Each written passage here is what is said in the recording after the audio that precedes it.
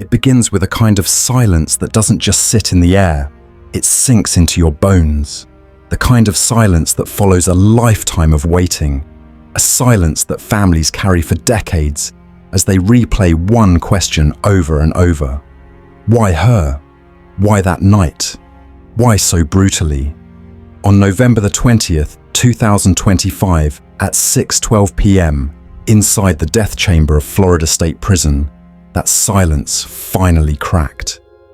Curtains opened, witnesses leaned forward, and a man who had escaped justice for nearly 4 decades lay strapped to a gurney, blinking up at the cold white lights.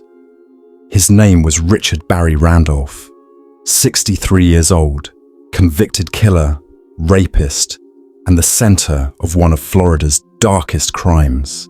And as the needle slid into his arm, ending a chapter that began in blood, heartbreak, and terror, the room held its breath for one final time.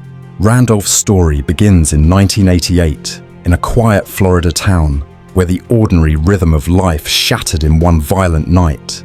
Minnie Ruth McCollum, a hard-working convenience store manager, a woman known for her kindness, had just returned home from work when Randolph broke into her life with unimaginable cruelty. Court records described it as a scene so disturbing that detectives, hardened by years of crime scenes, had to step outside. Minnie was beaten so savagely she couldn't be recognized, raped, and left to die in her own home.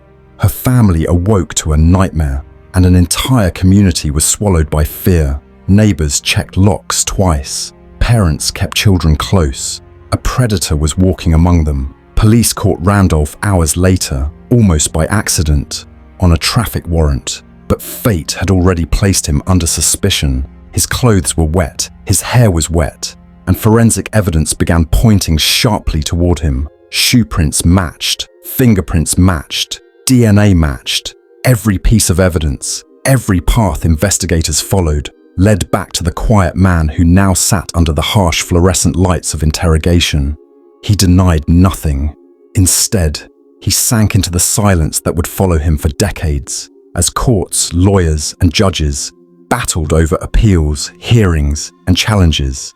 He was sentenced to death in 1989, then began 3 decades of legal delays that forced Minnie's family to age in grief, waiting for the one thing they could never forget and could never receive: closure. Year after year, appeal after appeal, Randolph's case stalled. Meanwhile, Minnie's loved ones attended hearings, relived testimony, listened to details that ripped open wounds they thought had begun to scar. Some family members died without ever hearing the words they deserved to hear.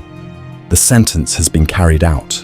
Florida, struggling to maintain lethal injection drugs, slowed executions down to a crawl for years. But in 2025, Governor Ron DeSantis signed more death warrants in a single year than any governor in modern Florida history.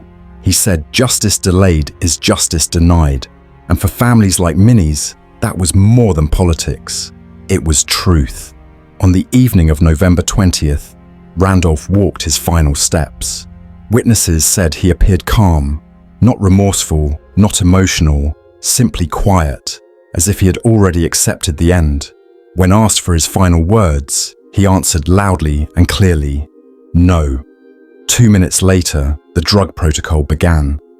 His chest rose sharply twice, his fingers twitched, and then he went completely still.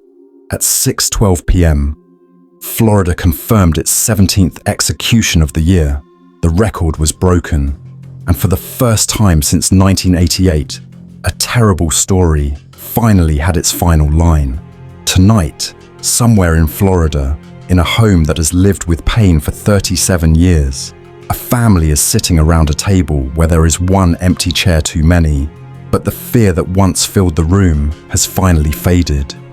They're not celebrating, but they are breathing. For the first time, justice didn't feel like a word in a courtroom. It felt real.